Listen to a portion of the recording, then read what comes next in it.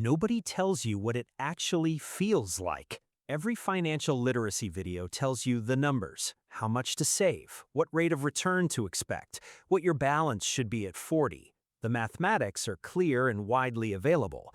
What is almost never described is the texture of each stage, the specific way money feels when you are inside it, the decisions that open and close at each level, the fears that disappear, and the ones that arrive to replace them. The way your relationship with risk, with work, with time, with other people's opinions changes as the number changes. The Charles Schwab Modern Wealth Survey for 2026 found that the average American believes you need a net worth of £839,000 to feel financially comfortable, to stop the constant worry about bills and basic expenses. But only 36% of people who had already crossed the millionaire threshold described themselves as feeling wealthy in 2025. Read that again. People who had already reached the number most people are working toward did not feel what most people expect to feel when they get there. The numbers are not wrong. The expectation of what the numbers feel like is wrong. This video is the map, not the mathematical map, the experiential one. What each stage actually looks like from the inside, the decisions, the fears, the freedoms in the specific transitions that most people do not see coming. There are 7 stages. You are somewhere on this map right now. Let us find out where. Stage 1, net worth below zero, the negative stage. This is the stage most people never talk about in financial content because the audience for financial content is presumed to have already moved past it. But roughly 1 in 5 working adults in the UK carries a net worth below zero at some point in their 20s, where total liabilities exceed total assets, usually from student loans, a car loan, and credit card balances that together exceed any savings or equity held. In this stage, every pound matters. The focus is on covering basic needs, housing, transportation, food, utilities. Financial stress is high because small setbacks, a medical bill, a car repair, a week of reduced income can have significant impacts. There is no buffer to absorb shocks. What does this stage feel like from the inside? It feels like math that does not close. The month is longer than the money. The decision of which bill to pay first is a real decision made under genuine pressure, not a theoretical exercise. Credit cards are not a convenience, they are infrastructure. The specific psychological texture of this stage is the one that takes longest to leave even after the numbers improve. The scarcity conditioning, the trained response to financial threat, continues operating after the stage has passed, which is why people who grew up in financial instability often continue to show the financial reflexes of this stage long into stages 3 and 4. The transition out of this stage is not a feeling of relief. It is the slow, barely perceptible disappearance of the worst fears. 1 month, the electricity bill does not produce anxiety. Then 2 months, then you notice eventually that you stopped thinking about it. You do not feel you have arrived anywhere. You feel the ground has stopped moving. Stage 2, net worth 0 to £10,000, the first buffer. This is the most underestimated transition on the entire map. The first stage where wealth truly begins to transform peace of mind is the establishment of a small reserve that absorbs the unpredictable without requiring debt or crisis management. The £10,000 is not a significant amount of money by any conventional financial measure. It will not fund a retirement. It will not change a trajectory. What it will do, what it does reliably to almost everyone who builds it, is change the psychological weight of an unexpected expense. The car repair that once was a crisis is now an inconvenience. The heating system that fails in November is now a disruption, not a disaster. The buffer does not make these events pleasant. It removes the specific fear response that made them feel threatening. The cortisol spike, the sleeplessness, the mental rehearsal of which bills could be delayed to cover the cost. The freedom that arrives at this stage is not freedom from financial pressure. It is freedom from the worst version of it. What most people at this stage do not realize, the buffer is doing more psychological work than financial work. The actual value of £10,000 sitting in a savings account is modest, The value of knowing it's there, the specific way it changes the relationship with risk and uncertainty, is disproportionately large. This is the stage where financial planning becomes possible for the first time, not because the buffer is enough to fund any plan, because the cognitive bandwidth that was consumed by managing acute scarcity is now partially available for longer horizon thinking. Stage 3. Net worth £10,000 to £100,000. The compounding begins. This stage takes the longest. For most people on median incomes, it spans a decade or more. It is the stage that feels the most like effort with the least visible reward.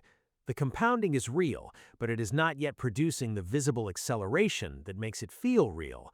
The specific texture of this stage, the numbers are moving, but they are moving slowly. The person at £45,000 in net worth looks at the graph of where they will be in 20 years and believes it intellectually. They do not feel it. The future balance is a projection. The flat line on the monthly app notification is the present reality. Wealth in this range is built primarily through disciplined saving and accumulation. The decisions that matter most are the ones that prevent lifestyle inflation from absorbing income increases, keeping the gap between earning and spending wide enough to keep contributing despite the slow, visible progress. What opens at this stage? The beginning of what financial psychologists call agency. The sense, arriving gradually and not all at once, that financial outcomes are not purely the result of external forces, but are partially within your influence. This is the stage where the person starts making financial decisions proactively rather than reactively, not because they have enough money to feel secure, but because the buffer exists and the trajectory is upward. What remains? The fear of a major setback, the job loss, the health event, the relationship breakdown that would substantially reverse the progress made. The buffer at this stage is real, but it is not thick. The trajectory is positive, but it is not irreversible. This specific fear of undoing is the defining emotional texture of Stage 3. Stage 4. Net worth £100,000 to £250,000. The optionality stage. This is the transition that surprises almost everyone who reaches it. The arrival at £100,000 net worth is not primarily a financial event, it is a structural one.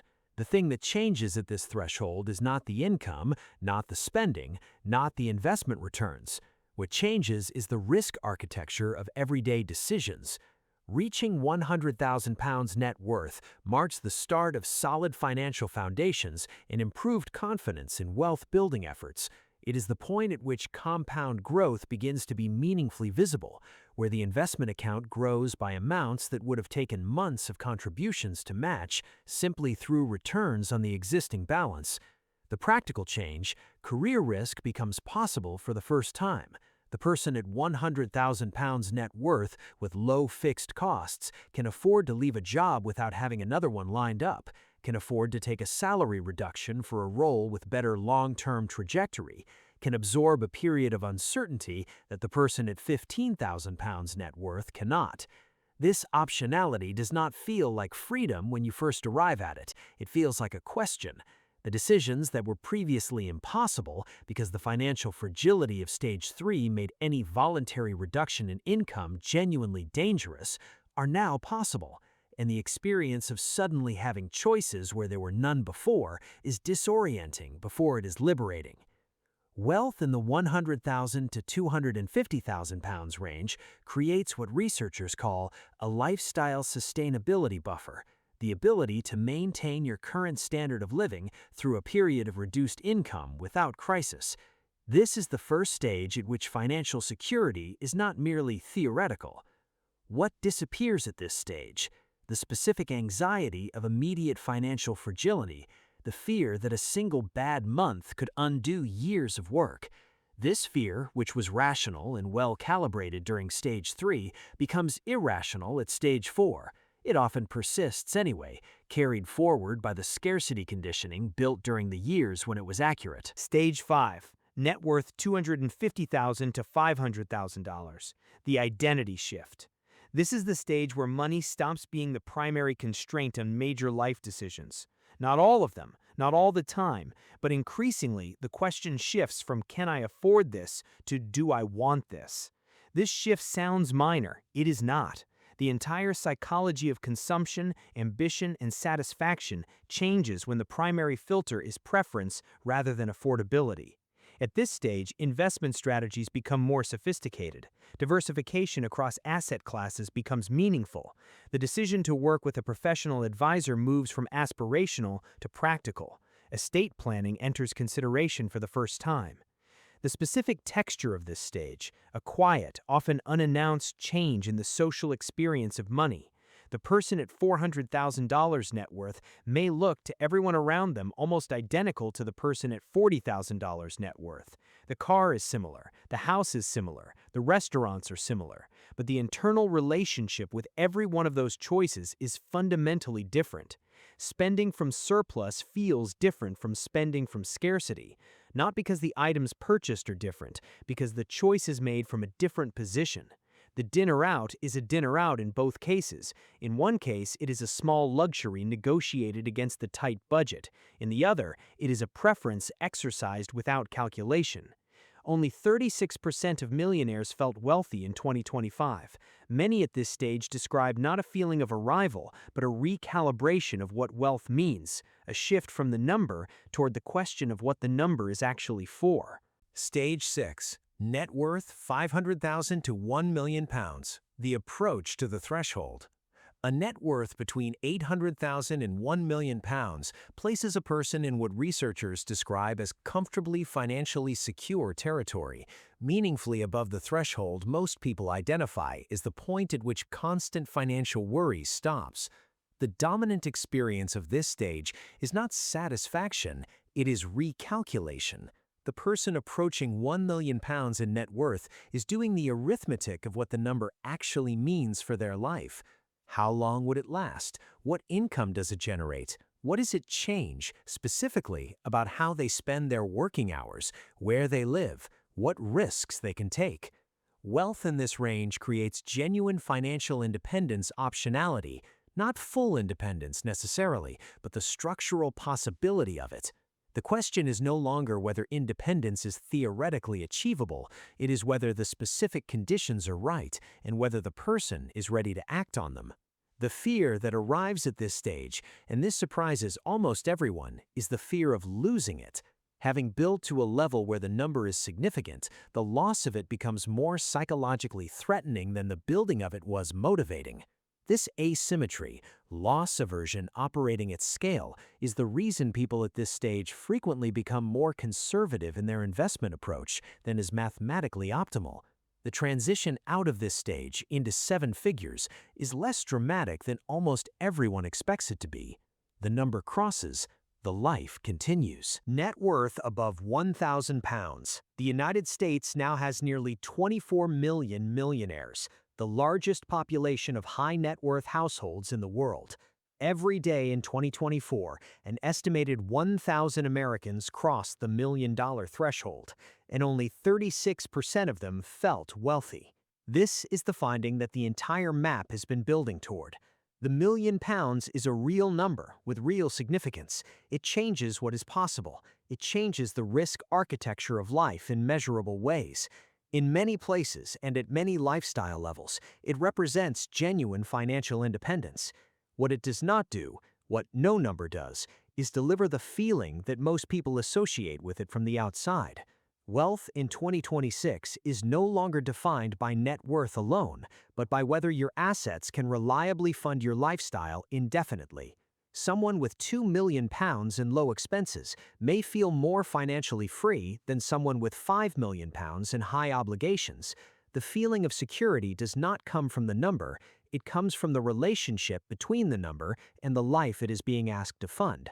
The person who reaches £1 million while spending £20,000 per year has achieved something qualitatively different from the person who reaches £1 million while spending £80,000 per year. The number is the same, the financial freedom is not. And this, more than any other finding on this map, is why the question was never really about the number. It was always about the gap between the number and the life. Here is what the map shows when you look at all 7 stages together. The transitions between stages are not primarily financial events, they are psychological ones. The anxiety that defines stage 1 does not end when the balance turns positive. The optionality that arrives at stage 4 does not feel like freedom immediately. The recalibration of stage 6 does not resolve the way the person at stage 2 imagined it would. The numbers move, the psychological experience lags, sometimes by months, sometimes by years, sometimes never fully catches up. You are somewhere on this map right now. The question is not only where the number puts you, the question is whether the way you are experiencing money matches where you actually are. Because more people than you think are living in stage 2 psychology while sitting on stage 4 finances. And that gap between the reality of the number and the experience of it is where most of the work still left to do actually lives.